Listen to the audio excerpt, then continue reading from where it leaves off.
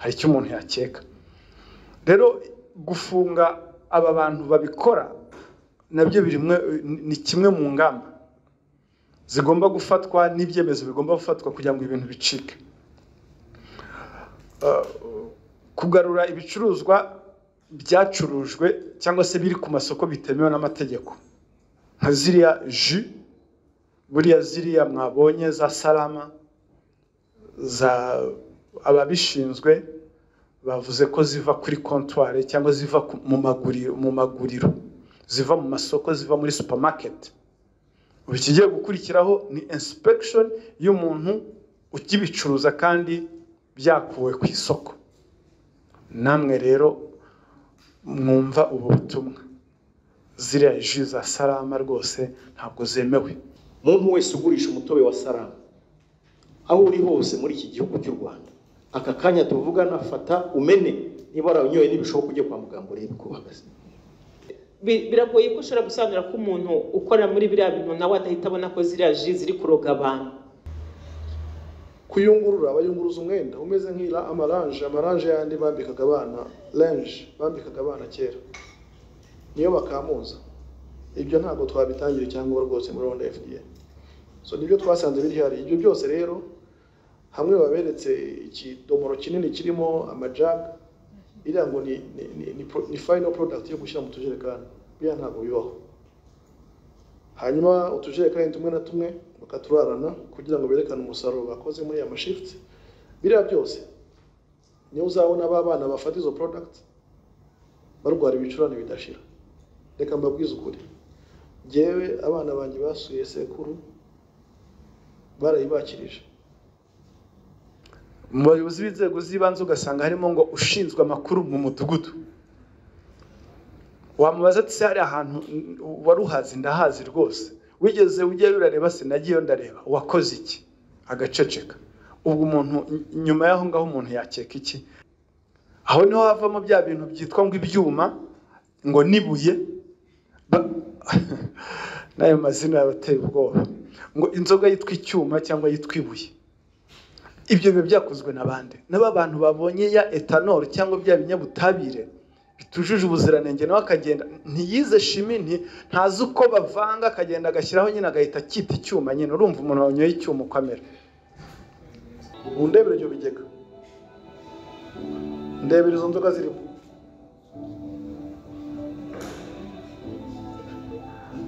Amakuru abantu baturiye hano hantu baratubwiye ngo mu minsi ibiri, hagati y'iminsi 2 n'itatu abagiye fuso 3 zuzuye.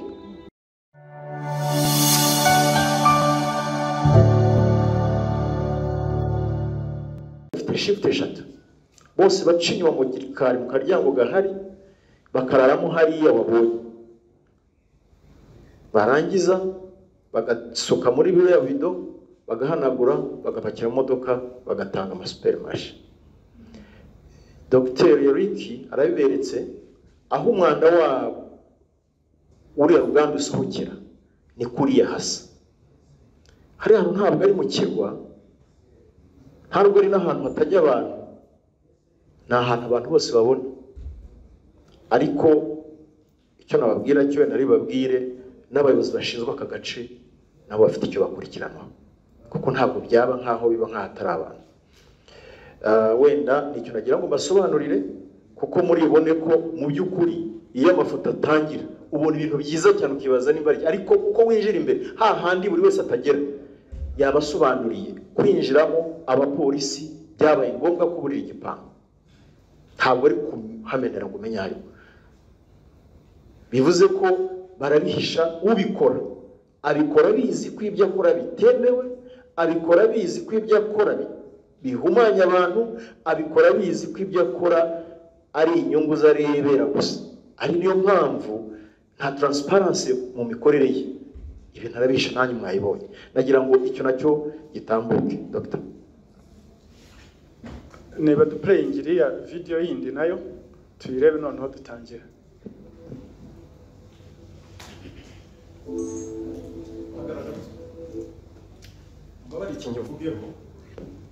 Umwaka ushize ahantu twarahagiye, bamwe twarajyanye.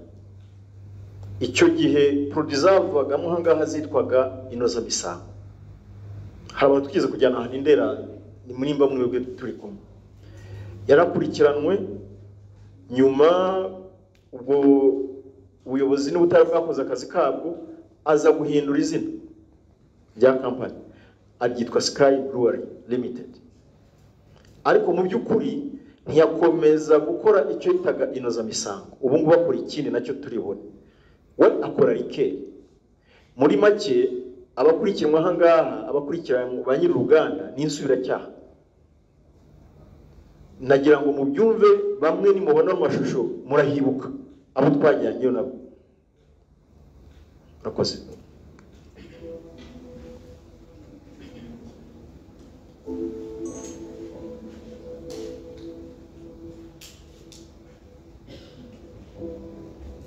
nakunganira Fande, murabona ko hano nanone naho yatweretse mu gihe cy'ubugenzuzi. Murabona we nakomeza ndagenda bivuga nta kibazo. Murabona ko mu mashini mu by'ukuri ugenzuye inyubako ukagendera mu mashini, mu by'ukuri ukimwimye anabureza ahora n'ibibazo. Nahabye tweretse mu gihe cyo gusura, na twamereye ibyangombwa. Noneho mu gikari cyaho yari yarafunze atwereka ko nta hantu bihuriye. Ufunguye umuryango wari uruganda yatweretse, uhita utangira indi si ariyo yingiye. Iyi ni stock ya products ziri tayari kujya ku isoko, ariko akoresha amacupa avanye hirya no hino mu gihugu ndetse no hanze yacyo, hanyuma akayapakingamo inzoga ye. Dore murabona ko zarimo za Hanson n'izindi zitandukanye na za Ref, za zindi zose tubona ziri imported n'izana mu Rwanda. Iyi ni stock yiwe. Ngo ya matanka tubuza gukoresha muri production y'inzoga zisembuye we yarakiyakoresha, ariko ahantu tugiye twaccessinga na rimwe mu gihe cy'ubugenzuzi kugira ngo abone ibyangombwa. Mu ndebero umwanda aya macupa ntabwo araza naza kujyamo ya nzoga. Ariya macupa mubona arategereje ko baza kurisukamo bakayipfundikira. Aha ni handi rero tutigeze tubona mu gihe cy'ubugenzuzi. Mu ndebero ibyo bigega, ndebero izo nzoga zirimo.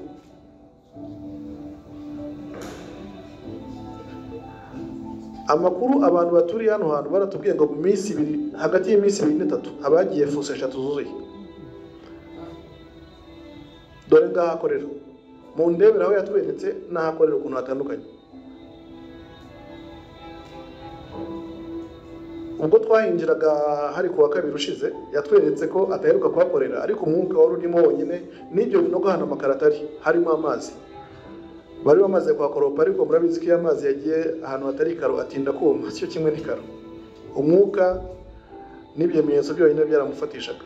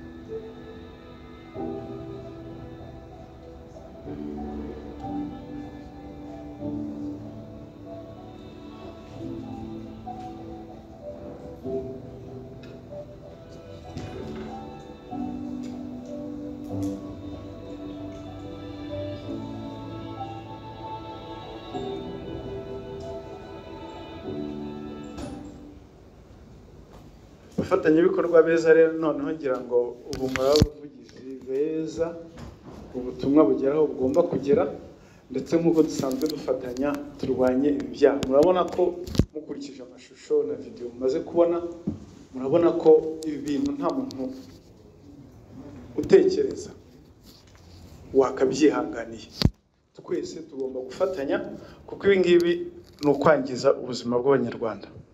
Ibikorwa rero mubona byafatiwe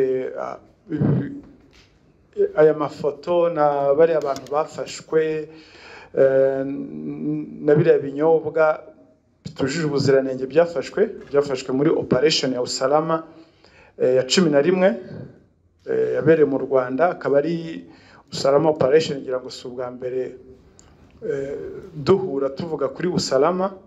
Yatangiye tariki ya 15 irangira 17 Ukwakira, ndetse ni igikorwa ngarukamwaka kiba gitegurwa kandi gihuriweho n'inzego zitandukanye n'ibihugu bitandukanye biri mu muryango abayobozi ba polisi mu karere k'Iburasirazuba witwa EAPCO, East African Police Regional Organization, ifatanyije na Interpol. Ni igikorwa kiba kigamije mu by'ukuri kurwanya ibikorwa nk'ibi ngibi, kurwanya ibicuruzwa, ibinyobwa, ibiribwa, imiti, ibikoresho bitandukanye bitujuje ubuziranenge cyangwa se ibyiganano hanze aha bizwi ngo pirate. Ndetse ni igikorwa kiba kigamije no kugira ngo n'abantu bishora muri ibi bikorwa bakurikiranwe, bahanwe, kuko ibi ni ibikorwa bitemewe n'amategeko.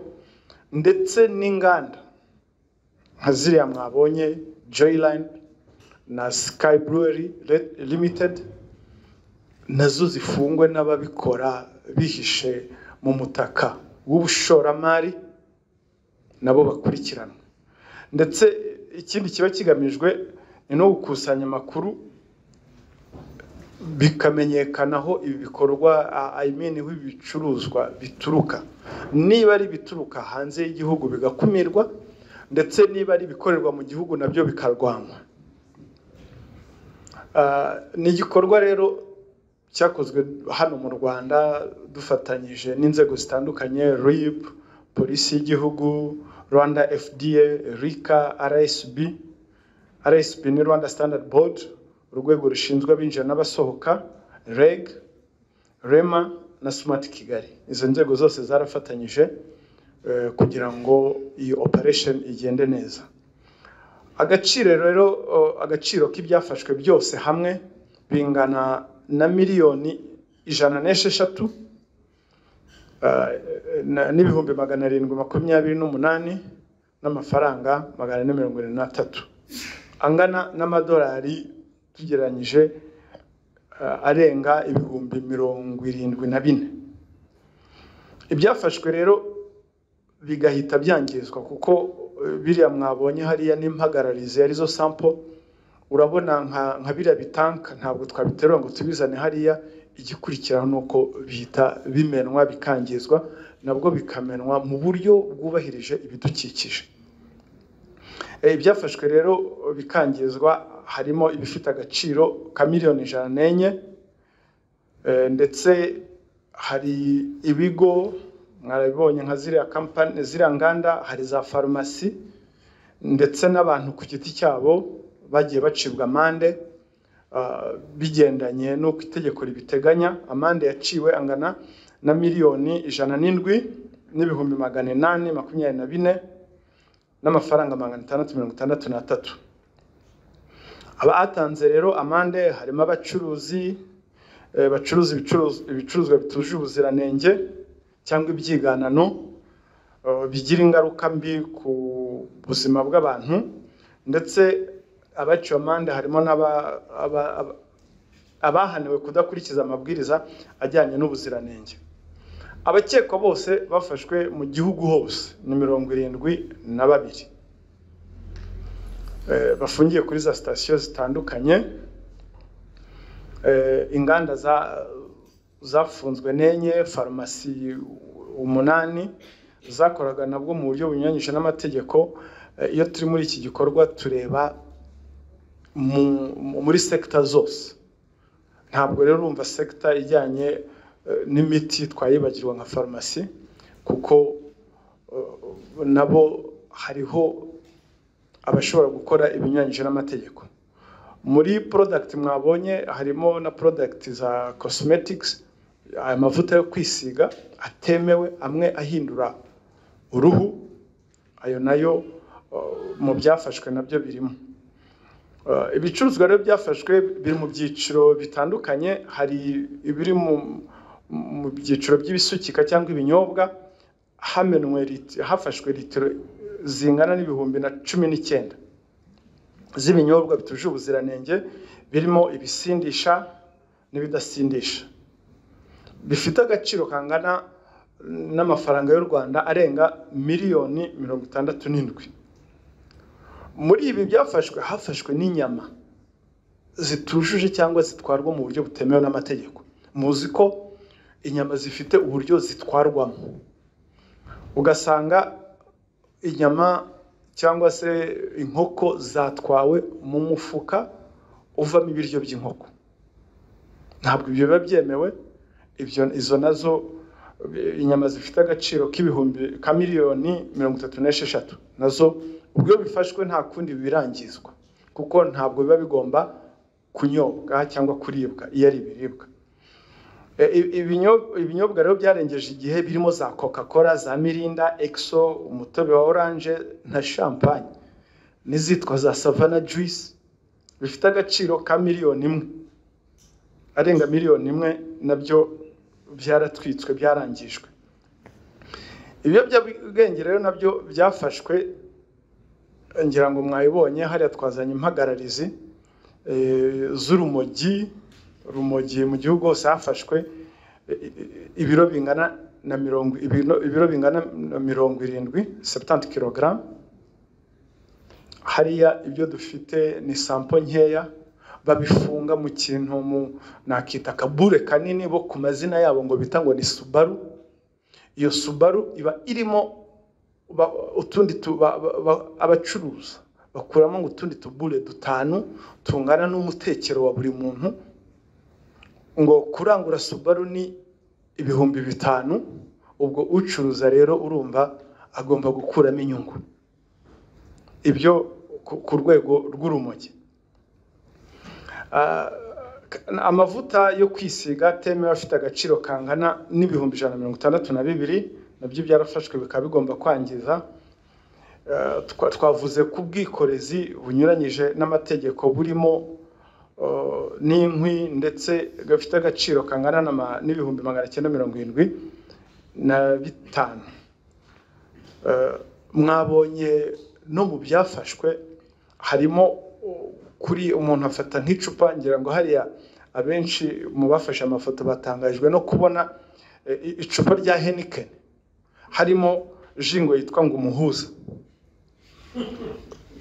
Icupa rya Heineken rifite brand agapfukamo ikintu cyitwa ngo ni umuhuza, utamenya ngo ni ikintu ki.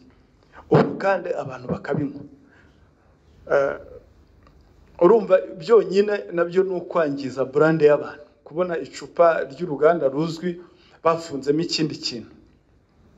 Amakarito 118 y'inzoga byitwa ikaze drink, amakarito 7 ya ibyo bita ngo Masanga Gin zidafite kashe ya Rwanda Revenue Authority, amakarito 68 ngo irimo icyitwa ngo one sip drink, n'amazina yabatangaje. One sip drink bivuga iki? One sip ugahita urangira, gusoma rimwe gusa ugahita urangira, nicyo bivuga, ni one sip nyine. Muraza kubibona hariya ibintu biteye ubwoba. Ubwo ibyo byose ntibiba bizwaho bikorerwa, nta ubahora haye ibyangombwa.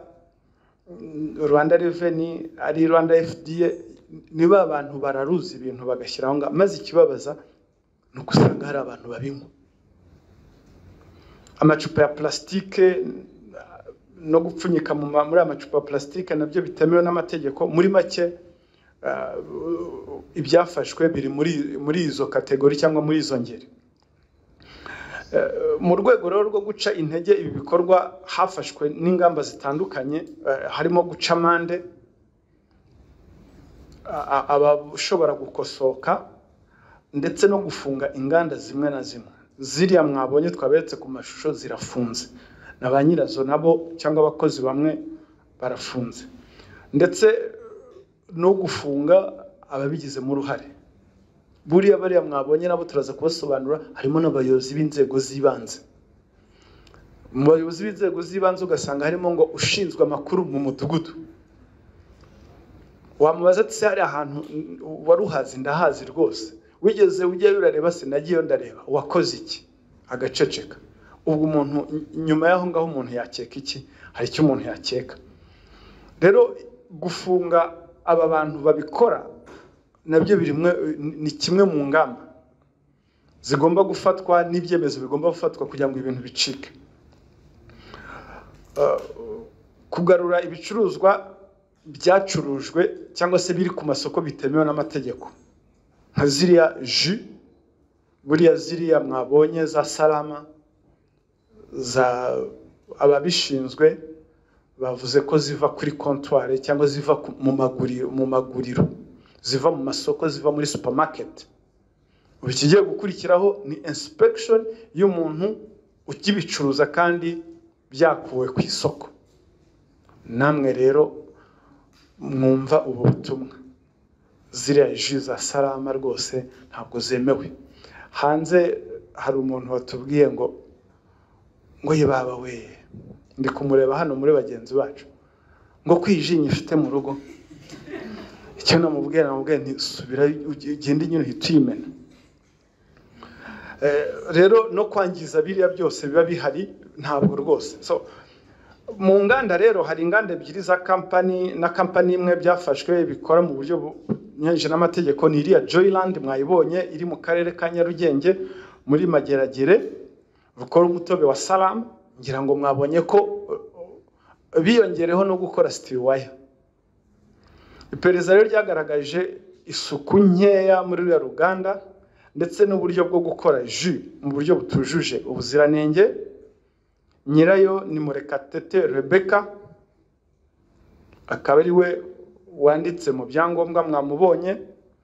Yari yegeranye n'umugabo witwa Karangwa Thomas wari wambaye iby'umweru. Uriya Karangwa Thomas nubwo uruganda rutamwanditseho, rwanditse ku mugore we, ariko niwe ukurikira management ya buri munsi, niwe uhemba abakozi, niwe ugura, niwe ugurisha, niwe wangaje abakozi. Biriya byose biriya mwabonye ku ifoto byose biri ku mutwe we, arabizi ko bimeze kuriya, binakorwa kuriya. Hari Sky Brewery Limited iherereye mu karere ka Gasabo, umurenge wa Ndera, ngira ngo mwayibonye nayo. Ni uruganda rukora ibinyobwa bisindisha bitujuje ubuziranenge, ndetse iperereza twakoze muri operation byagaragaje umwanda ukabije urimo. Ariko amayeri bakoresha ngira ngo mwayabonye, mugenzi wanjye Dr. Eric yabibasobanuriye ukuntu muri presentation iyo bagiye kwiyandikisha basaba icyangombwa berekana ahantu heza rwose, wareba n'imashini ukabona zujuje igihe, nako zimeze neza, zujuje ubuziranenge, ukavuga ati uyu ni umushoramari wa nyawe. Bagishingura ibirenge aho ngaho, hirya y'aho ngaho abarateguye uburyo akora ibikorwa bitujuje ubuziranenge cyangwa bitemewe n'amategeko nk'uko mwabibonye. Nyirarwo rero Ntwari Abel ni umuyobozi w'uruganda, yaratorotse, aracyashakishwa. Icyo dusaba abantu rero, wabazi aho Ntwari Abel nyir'uruganda rwa Sky Brewery ngo rukora ikinyobwa cyitwa Intwari yaduha amakuru.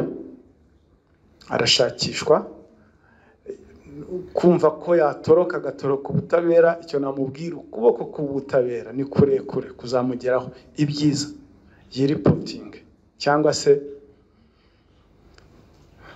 abaturage icyo nzi cyo nibumva ubutumwa ntawe uri bumuhishire. Hari urundi ruganda rero, indi company yitwa N&P Company iherereye mu karere ka Nyarugenge mu murenge wa Gitega.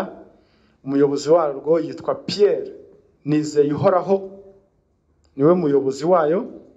Nawe yamenye inkuru aratoroka, ubu aracyashakishwa.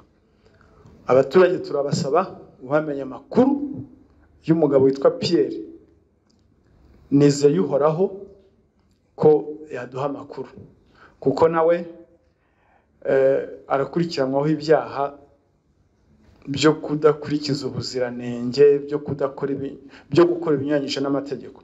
Iyi company rero yo yasanganywe ikinyabutabire cyitwa ethanol. Afite icyangombwa cyo kuba yacuruza izi ethanol,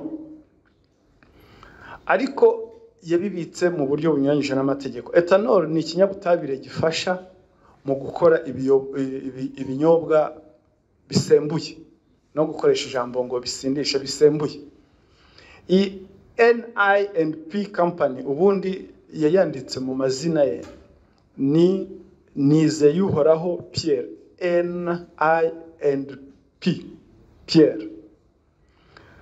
Uyu rero nubwo yemerewe gutumiza ethanol nk'ikinyabutabire fatizo mu gukora ibinyobwa bisembuye, afite inshingano zo kugicuruza n'abantu babifitiye ibyangombwa. We rero icyo akurikiranyweho nuko iyi ethanol twasanze ayicuruza mu buryo bw'amagendu. Mu buryo bw'amagendu iki turaza kwibereka hariya, agafata uducupa twavuyemo amazi acuruzwa hano mu Rwanda akajya aha abantu, no kuvuga ngo baguraga mu ducupa kandi ibyo ntibyemewe. Noneho agacuruza n'abantu batemerewe, badafite ibyangombwa byo kuba bakora ibinyobwa bisembuye. Aho niho havamo bya bintu byitwa ngo ibyuma, ngo nibuye n'ayo mazina yabateye ubwoba, ngo inzoga yitwa icyuma cyangwa yitwa ibuye. Ibyo biba byakozwe n'abandi, n'abantu babonye ya ethanol cyangwa bya binyabutabire bitujuje ubuziranenge, nawe akagenda ntiyize shimi, ntazi uko bavanga, akagenda agashyiraho nyine agahita akita icyuma. Nyine urumva umuntu wanyoye icyuma ukamera cyangwa ibuye. Umuntu nk'uwo rero, umuntu nk'uwo uba washatse inyungu bwiteze akazisimbuza ubuzima bw'Abanyarwanda, umuntu ukora igikorwa nk'iki ngiki atitaye ku ngaruka zishobora kuvaho, ntabwo ari ibintu bigomba kwihanganirwa. Abakurikiranywe rero navuze ko mu gihugu hose hari 72, aba 15 ni abari mu mujyi wa Kigali twifashishije kugira ngo tubereke, hato mutagira ngo ni ibikorwa by'amagambo gusa, ndetse mubamenye kuko hanze habazwi nka ba rwiyemezamirimo n'abashoramari. Ntimwabibonye, ariko ibyo bakora ntabwo ari ibya rwiyemezamirimo wifuzwa muri iki gihugu. Muri Joyland, ruriya ruganda mwabonye rwa mbere Joyland ruhereye Mageragere, Murekatete Rebecca yarafashwe mwamubonye, ndetse afatanwa n'umugabo we Karangwa Thomas, kuko niwe wari ushinzwe akazi ka buri munsi.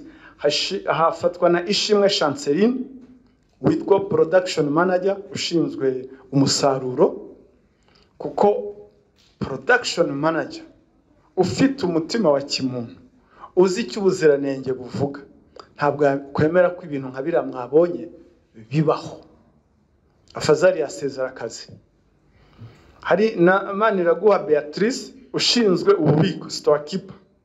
Wabonye ukuntu biba bimeze, bavanga ibintu. Niyo Muhoza Aline akaba ari umubitsi. Noneho rero abayobozi b'inzego zibanze muri hariya Mageragere, Manishimwe Jean d'Amour ushinzwe isuku n'isukura mu murenge wa Mageragere. Waba uri umuyobozi ushinzwe isuku n'isukura ukemera ko ibikorwa nka biriya byangiza ibidukikije ko bibaho ugaceceka, akazi kawe ntabwo ugakora neza? Cyangwa se hari ikindi kiba cyakozwe na nyiri uruganda kugira ngo umuntu aceceke? Ibyo nabyo bigikorwaho iperereza. Munyaneza Sylvestre, umunyamabanga nshingwabikorwa w'akagari ka Kankuba. Murwanashyaka Emmanuel ushinzwe umutekano wa Karukina. Mbwira, waba ushinzwe umutekano, amakuru nkariya ushinzwe umutekano koko, amakuru nkariya wirirwana nabo ugaceceka? Hanyuma kuri N.I.P. company, biranavuze ucuruza kira kinyabutabire cya ethanol, Nshimiyimana Fabien ushinzwe umutungo ndetse no kugemura ibicuruzwa, Iyankijije Moise ushinzwe kwamamaza niwe ugenda wamamaza etanoro, kandi we ntabwo ari ukwamamaza, ni ukuvuga ngo umuntu ufite license, ufite ibyangombwa abaza aho agomba kuyigurira. Ndayambaje Pierre, uyu nawe ni transporter ukora nk'umumotari wirirwa agemurira etanoro b'abantu bayishaka muri twa ducupa. Kuri Sky Brewery hari Nyampinga Olive ushinzwe abakozi, Rwego Sikit ushinzwe kwamamaza ibikorwa by'uruganda, Renzaho Maene umukuru w'umudugudu hariya Indera. Ikitonderwa hano, Ntwari Abel n'uwo bafatanya ariwe mama we Nyiraneza Claudine, bamenye ko ibikorwa nk'ibi biri gukorwa baratoroka. Turasaba rero abanyarwanda bafite amakuru y'aho Abel Ntwari na Nyiraneza Claudine baherereye ko batanga amakuru ku nzego, ari polisi, ari RIB zibegereye, kuko ibikorwa bakora ntabwo byemewe n'amategeko kandi ntabwo bikwiriye kwihanganirwa. Hari undi rero nawe witwa Sebahinze Mire, akaba ari umucuruzi w'inzoga zitemewe ukorera mu karere ka Gasabo, umurenge wa Rusororo. Nawe afata amacupa agashyiramo ibintu by'ubwoko bwose, bararuje, abantu bose bigize abashimisite, bigize abenzi. Sinzi icyakora icyo nzi cyo turaza kubahagurukira dufatanyije n'abaturage.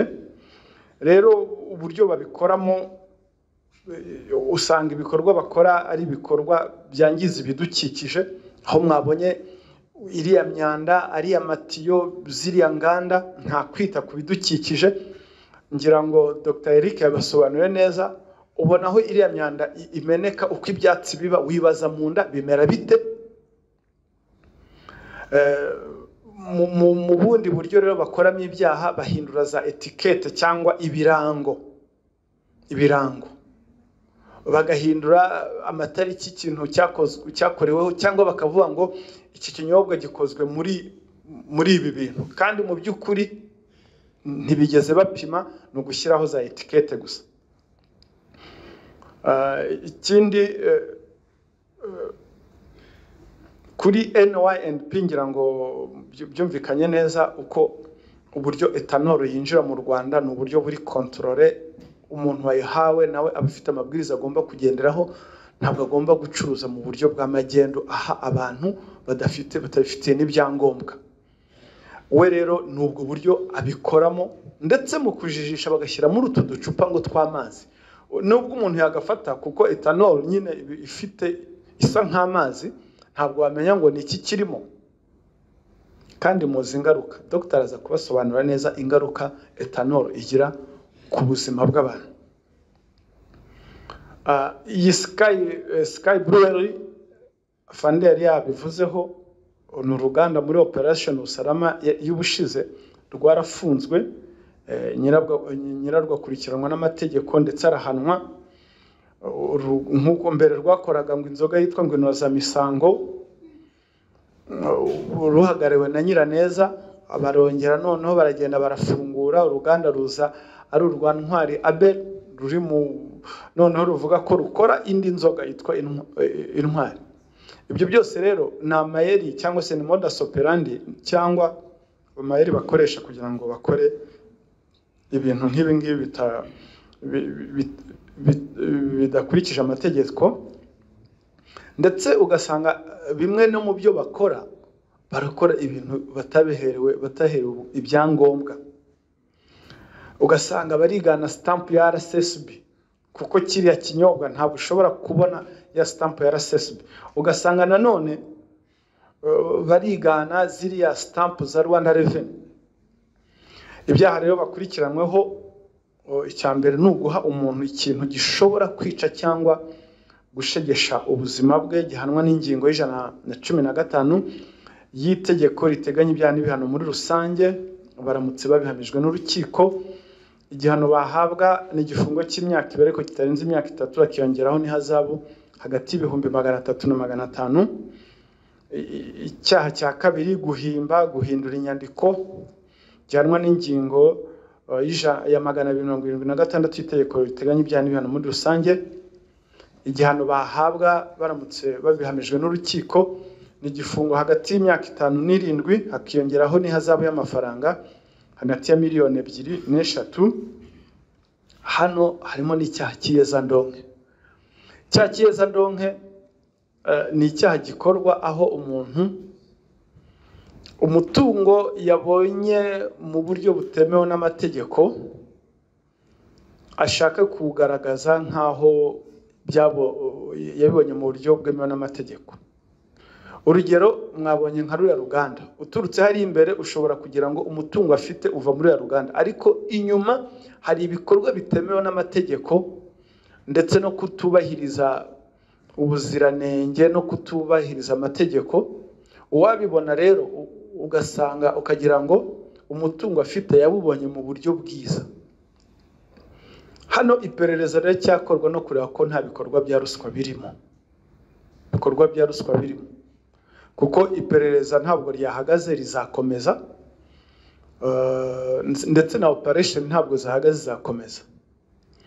Igihano rero kuri iki cyaha cy'iyezandonke, ingingo ihana iyezandonke ni ingingo ya 54 y'itegeko ryerekeye gukumira no guhana iyezandonke. Igihano baramutse babihamijwe n'urukiko igifungo cy'imyaka 10 kugera kuri 15, hakongeraho n'ihazabu yikubye kuva kuri 3 kugeza kuri 5 k'agaciro k'iyezandonke yejejwe. Buriya rero n'abayobozi b'inzego z'ibanze bakurikiranyweho naho icyaha cyo guhishira icyaha cy'ubugome, kutamenyekanisha icyaha cy'ubugome cyangwa icyaha gikomeye. Ni ingingo ya 243 y'itegeko teganya ibyaha n'ibihano muri rusange. Igihano baramutse babihamijwe n'urukiko no gufungwa hagati y'amezi 6 n'umwaka umwe, hakiyongeraho n'ihazabu hagati y'ibihumbi 100 n'ibihumbi 300. Ubutumwa rero tugira ngo dutange, ubutumwa bwa mbere dutanga turabugenera ba rwiyemezamirimo cyangwa se abashoramari. Ndagira ngo mudufashe ubutumwa mubagezeho neza. Ubutumwa bugenewe ba rwiyemezamirimo n'abashoramari. Kuba rwiyemezamirimo ntibiguha ubudahangarwa bwo kudakurikiranwa n'amategeko igihe cyose wayarenzeho. Kuba rwiyemezamirimo ntabwo biguha ububasha cyangwa uburenganzira bwo kudakurikiza ibyo amategeko ateganya.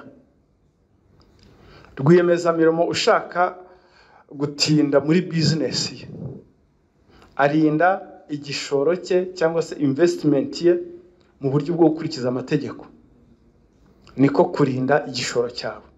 Rwiyemezamirimo ureba kure ntabwo agomba kurutisha inyungu bwite ubuzima bw'abanyarwanda cyangwa ubuzima bw'abantu, aho yumva ko yakora ibintu nka biriya zimeze kuriya zituje ubuziranenge kugira ngo babone ubukire, agwize amafaranga, hanyuma ubuzima bw'abantu ntabwiteho. Ntabwo rwiyemezamirimo umeze gutyo akenewe muri iki gihugu. Burya nubwo waba utanga imisoro, warahawe igihembo cya Rwanda Revenue nk'umusoresha mwiza, ariko nyuma yaho udakurikiza amategeko, ntacyo byaba bivuze. Ibyo ntabwo ari ubudahangarwa. Ntabwo biguha ubudahangarwa igihe cyose utubahiriza amategeko n'amabwiriza y'ubuziranenge.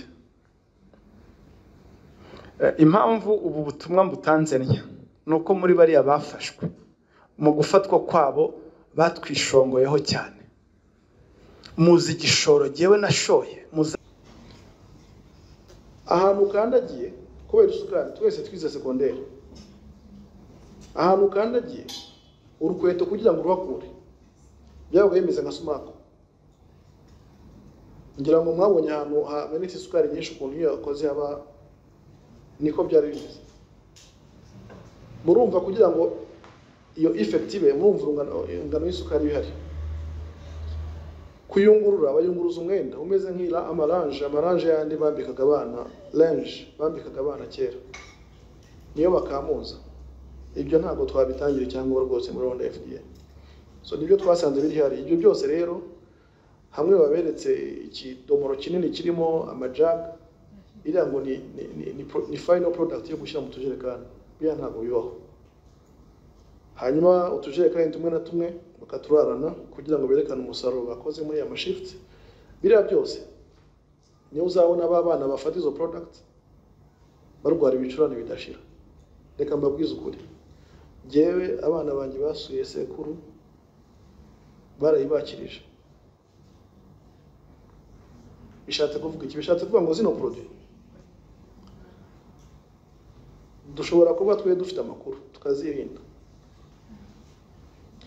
ariko nitudafatikanye abana bacu, bene wacu, abo dufite abo duhuriye cyangwa se abadukomokaho cyangwa se abanyarwanda bizabageraho. Ibyo byo ntabwo twabihagarika, birasaba rero ko dufatikanye.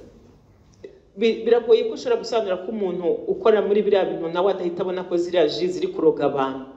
Ntekereza ko bashobora kuba bahakora bazinywa ari bake cyane. Niba ugiye gushaka akazi rwose karabuze, ni ukugashakisha cyane, ariko ugasanga uhawe akazi mu ruganda nka ruriya, birakwiriye ko nawe ushyiramo nyurabwenge nk'umunyarwanda wiha agaciro. Nyuma ya bagenzi banjye kuba babahaye ikiganiro, ndibaza ko ibyanjye bitari bibe byinshi, wenda ubwo turaza kongera kuganira tubigarukeho mu gihe cyo kibibazo. Ariko ni byiza ko twibukira, iyo umuntu atangije uruganda cyangwa company igiye gukora ubucuruzi runaka, nuko biba bigaragara ko hari icyo aje gutanga. Icyambere ni ugutanga icyo abanyarwanda bakeneye cyangwa icyo isoko rikeneye. Cyo ni kimwe. Icya kabiri nuko agomba gutanga akazi, ntabwo ari ugukora icyo bita cheap labor. Babigarutseho, izi nganda zose bababwira nta muntu n'umwe urimo wize ibijyanye na food security, nutrition n'ibindi byose bifite aho bihuriye no kuba yaba umuntu w'umunyamwuga watunganya biriya bintu ku buryo byaribwa n'abantu. Ni abantu baba batazi icyo bakora, babwirwa icyo gukora. Mu kanya ndabereka kamwe mu kavideo, yenda ndaza kubasaba baze gukapurayinga hariya nidusoza. Ntibazi n'icyo bakora, ntibazi n'ingaruka, ntibazi n'ibyo barimo bakora, kandi n'abantu bahembwa ubusa intica ntikize nk'abanyakabyizi make cyane ashoboka. Bivuze ko harimo na exploitation, harimo ku exploiter, harimo gukoresha abantu mu buryo batazi n'uburenganzira bwabo. Uyu munsi niba mwabonye ibyatsi biri inyuma ya ruriya ruganda byumye kuriya, ese uriya mwana ubikoramo n'intoki ze umunsi ku wundi, bugacya bukira, ku wa mbere kugeza ku cyumweru, ukwezi kwa mbere kukirenga n'umwaka ugashira, uribaza we bimufiteho ngaruka ki? Ariko kuko atabizi, atazi n'uburenganzira bwe, we ashukishwa udufaranga akajyamo agakora ibyo ashaka. Ngira ngo mwabonyeho barara, ubwabyo bihita bikugaragariza ko ubikora arareba indonke ye, arareba inyungu ye gusa, nta bunyangamugayo burimo rwose. Ni abantu bakwiriye kugabo. Ikindi baba bitezweho ko bari gusore hakavamo amafaranga afasha igihugu. Ntabwo wakora uruganda nka ruriya muri bwa buryo wihisha, uhisha ibyo ukora, ngo noneho uyu munsi umuntu wa Rwanda Revenue azamenye ko unasora. Nubwo birata ngo barasora, wakora usora gute hariya? Wasora kandi n'imashini za zindi bagaragaza iyo baje muri inspection zigaragara ko zitigeze zikora nari ribona, uruhagira ukabona atari ko se uruganda ko rudakora. Urumva se umuntu wa Rwanda Revenue naza agasanga rudakora, azamwa fagitire y'umusoro? Baratubeshya, harimo ikintu nk'icyo. Ariko kimwe mu kindi cyemezo agomba guhabwa ni ikijyanye no kuba zubahiriza ibidukikije, kurinda ibidukikije. Ibidukikije bihera ku bantu, bihera abantu aho bakorera, ariko n'abazengurutsa. Ukibaza harya bayobozi dufatanyije gufasha abanyarwanda kuzamura imibereho yabo, iyo unyuze hari ukabona biriya bintu warangiza ukita umuyobozi kweli. Hari aho ugiye nibaza nkavuga ntiyaba ari nk'abapolisi, wenda uyu munsi tuba tuvuga ibindi, ariko bafite ukundi bagengwa n'ibyabo, ariko yabaza ko ari nk'umupolisi. Rero zimwe mu ngaruka dufite uyu munsi, reka mbasubize gatoya kuri uno muntu ucuruza etanol. Dr. Eric yabisobanura. Ariko bamwe mu bantu bahabwa etanol mu buryo butemewe ni abakora inzoga yitwa ibuye. Iyi nzoga igaragara cyane mu karere ka Nyabihu. Umuntu wa Nyabihu dukurikiye aka kanya cyangwa uzabikurikira, ukaba ucuruza ibuye, ukaba waranyweye ibuye, iryo buye rizakubera igisyo. Ni ikibazo gikomeye. Kandi uyu nguyu ni nawe utanga etanol ku ruganda narwo rutemewe rukora iyo bita icyuma. Iki cyuma ntabwo ari mu karere kamwe gusa, biri ahantu henshi, ngira ngo abanyamakuru benshi murabivuga ibyuma. Rero zimwe mu ngaruka uyu munsi tuvuga, wenda mu buryo buziguye tubivuge gutyo, ni ubusinzi, urugomo bukabije ruri mu rubyiruko benshi baba banyweye inzoga nk'izi ngizi. Sinzi ngo etanolo ni ku kigero kingana iki ituma iyobya ubwenge umuntu akisanga muri state cyangwa eta ituma afata ibyemezo bya kinyamaswa bidakwiriye. Ariko navuga ko ku kigero kinini bishobora kuba biri inyuma y'ibi byose tumaze imisi tubona bisigaye biri muri societe yacu. Mu yandi magambo, dufite abantu bungukira mu kwangiza ubuzima, umutuzo w'umudendezo w'abandi. Ntabwo tuzabyihanganira. Ariko ibintu byangiza n'ubuzima bwo mu mutwe. Usigaye ureba nk'umuntu unywa ibintu nk'ibi cyangwa bisa n'ibindi tutarabona hanga tutarafata tugikurikirana, bikagushobera uko abaye, uko atekereza n'uburyo yitwara. Bishobora kuba bifite uruhare mu bintu bikomeye cyane byangiriza ubuzima bwo mu mutwe mu Banyarwanda. Ariko ibi ngibi bihombye igihugu. Uyu munsi ngira ngo kuwa gatanu ubwo twaganaga kuri iki kibazo, hari umuganga avuga ati biranashoboka ko dufite abana basigaye barwara diabete. Sanga umwana w'imyaka 10 yarwaye diabete, yarwaye igifu. Ariko ntabwo wabijyana kuri ibyo tubona uyu munsi. Ibi rero bifite uburyo bihombye igihugu mu rwego rw'imivurire, imbaraga z'igihugu, no gutuma urubyiruko rugenda ruba faible, weak, nakwita mu mvugo z'amahanga ruba useless, rutabasha no kwimenya n'icyerekezo ruganamo. Kuko ntabwo wanywa bino bintu ngo nurangize utekereze ko umuntu azicara agatekereza neza agafata imyanzuro ikwiriye ubuzima bwe. Ariko ibikorwa nk'ibi bibangamira abacuruzi b'inyangamugayo. Bo bakora bubahiriza amategeko, bakunguka biciye mu kuri, ahubwo abandi bagashaka kuzuza isoko n'ibi bintu bipfuye bya make mu by'ukuri bitakurikije standard zemewe. Bamwe muri aba ngaba ngira ngo bagenzi banjye ntibabivuzeho, ni ikibazo cyo gikurikirana na bagenzi bacu mu mugenzacyaha, bafite ISO certificate. Ibi arayifite ayomekaho, wayisanga mu iduka ukavuga ati Rwanda Standard Bureau yarabyemeje. Ariko wakurikirana ugasanga ntabwo Rwanda Standard Bureau itanga ISO certificate ku Rwanda rutazwi cyangwa ku kinyobwa kitujuje ubuziranenge. Oya, bivuze ko harimo ni bimwe mu byaha Dr. Thierry yavuze. Ariko reka ngaruke ku kibazo cya etanol. Etanol ni harya bagita ikinyabutabire. Ni ikinyabutabire cyaka, ni inflammable. Sinzi mu Kinyarwanda ko babyita, ariko mu Cyongereza bagita inflammable. Uyu reka muvuge mazina, Pierre Nizeyuhoraho. Ibi bintu yarabibitse ahantu muri karitsiye mu miturire iwe mu rugo mu bibido binini. Kandi bimwe mu bisabwa uzanye bicuruzwa nk'ibi nuko ufite warehouse yitaruye abantu batari, kugira ngo nihaba ibyago by'umuriro hatabaho kwangirika, kubura ubuzima cyangwa gukomereka kw'abantu. Icyo ni kimwe.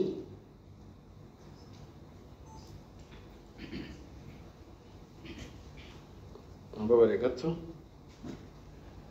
Yego, ugasanga umuntu yirengagije ibyo asabwa, abitwaye ahantu atangira kugurisha mu bucupa bw'amazi y'Inyange, mu tubido duto duto, kuri ba bandi batabyemerewe kubikoresha.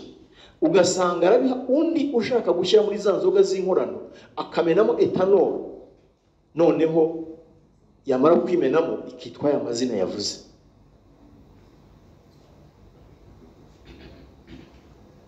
Sinzi niba mu byumva. Umuntu yarizewe, ahabwa ibyangombwa, ahabwa amabwiriza y'uburyo etanol igomba gukoreshwa, yarangiza akayicuruza amagendo binyuranye n'icyemezo afite. Etanol nigize umusemburo mwinshi w'izi nzoga zose twashyira muri groupe y'ibyuma. Sinshaka kuvuga amazina yazo, ariko zirahari nyinshi, zimwe murazibona hari. Aha rero uyu munsi turavuga ji ya Salama, hashobora kuba hari izindi ji nyinshi mu gihugu. Ibi ni bimwe muri bike biratwereka ko hari ibindi byinshi mu gihugu bihari hirya no hino. Dufite Sky Brewery bamusobanuye, Sky Breweries. Uwe ntiwamenya ngo acuruza iki.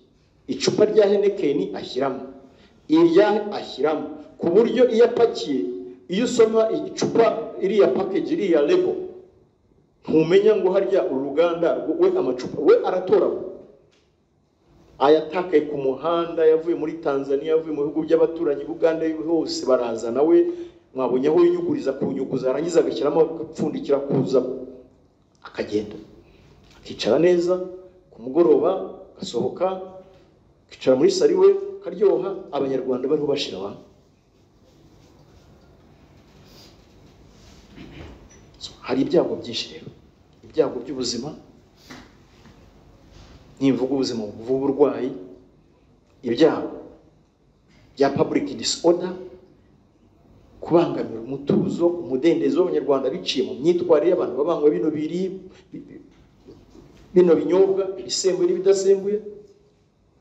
Ariko icyo nshaka kubabwira nuko ibi ngibi bitugaragariza ko ari biki. Ibyo mubona aha ngaha twabuze uko biterura ngo tubizane, dufata bikeya gusa ngo mubirebe, kuko ntitwabona uko tubizana, ni byinshi. Ariko ntibivuze ko nta bindi biri hirya no hino mu gihugu uyu munsi tuvugana bariho bakora. Abo nabo turakomeza n'ibyo dukora kandi tuzatubagezaho. Reka nihute ntanga ubutumwa kugira ngo tubashe kuganira. Muntu wese ugurisha umutobe wa Salama, aho uri hose muri iki gihugu cy'u Rwanda, aka kanya tuvugana, fata umene, niba waranyoye n'ibishoboka ujye kwa muganga urebe ko uhagaze. Muntu wese ucuruza ibinyobwa byose byakozwe na Sky Breweries, aka kanya tuvugana, bisohore ubimene.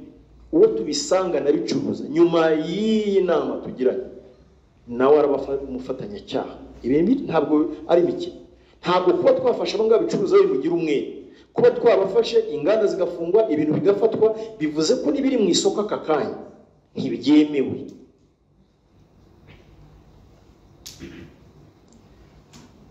Ubuzima n'umutekano bireba buri umwe wese.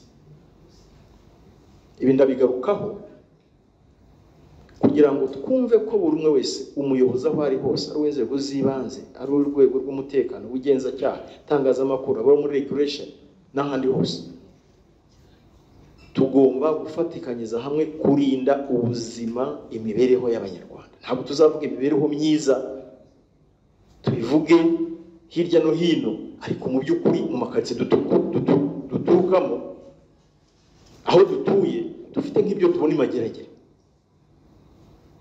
Hariya ni ku Karubanda, ibyatsi byarumye, haranuka, hari insoresore zisimbura nabo zica inyuma, ariko nta muntu n'umwe uyu munsi ufashe bari baturage ukabahagarika, ntawavuga ngo ntarabibona, ntawavuga ko atarabibona.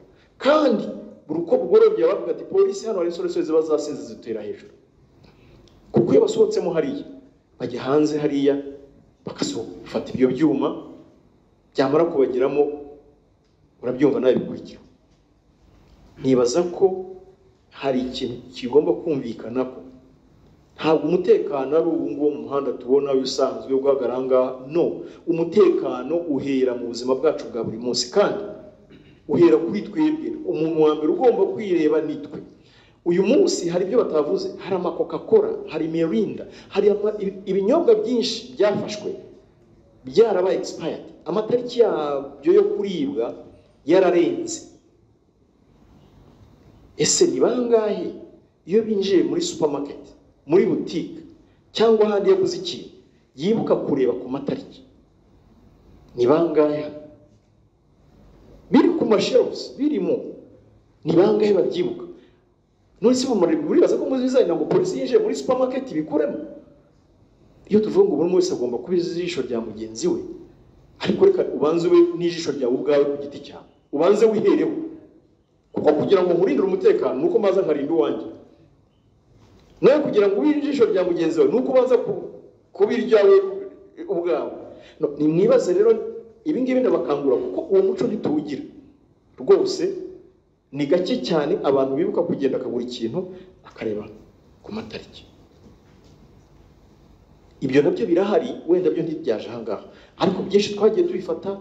Amanido, abakigura nido, ziriya nido mubona inyinshi turazifite. Hari abo twafashe muri operation ntibyaje ahangaha, bo bayikura mu mufuka bakayishyira muri kiriya gikopo bagapfundikira bagatwara. Nabyo birahari. Nido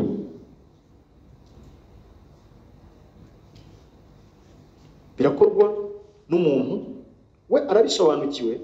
Iyo agiye gushaka umuntu, ashaka umuntu utabizi, ku buryo we yamubwiye ati ndaguha 10,000, nta kindi abaza, amukora icyo yifuza. Ibi binyibutsa kera tubereka abantu babaga inka zinjurana, abantu bakoreshaga, yazaga Nyabugogo akareba umwana wihitira ati ngwino nta kazi ushaka, kamujyana. Aba bantu bose rero ni bamwe, imitekerereze yabo ni imwe, kandi imitekerereze yabo ni imwe. Nta wabihakana ko ibyo akora atabizi, kuko babihisha ku kigero cyo hejuru, bakagerageza uko bashobora bagashaka abantu badasobanukiwe ku buryo amakuru azasohoka. Bivuze ko mu bugenzacyaha barabizi harimo premeditation, abitekerezaho, akabihishira, akabigenderamo, akabyungukiramo, ubuzima bugakomeza. Rero reka nsorezaho, ariko reka mbereka akantu kamwe muri rwa ruganda ntikabashe kugaragara muri video, ukuntu tukihagera banze gufungura.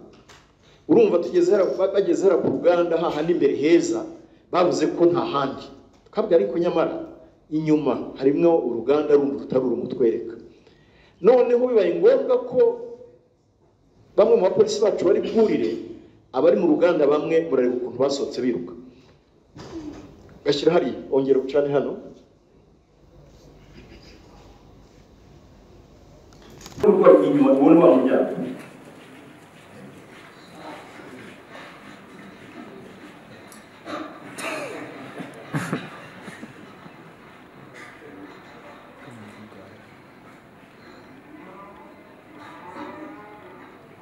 Mas umvise?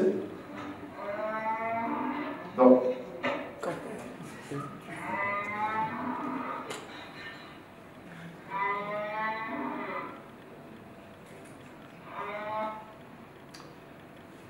murakoze, reka nsigaye utanga umwanya w'ibibazo, ariko ni ibyo nagira ngo bagezeho. Murakoze.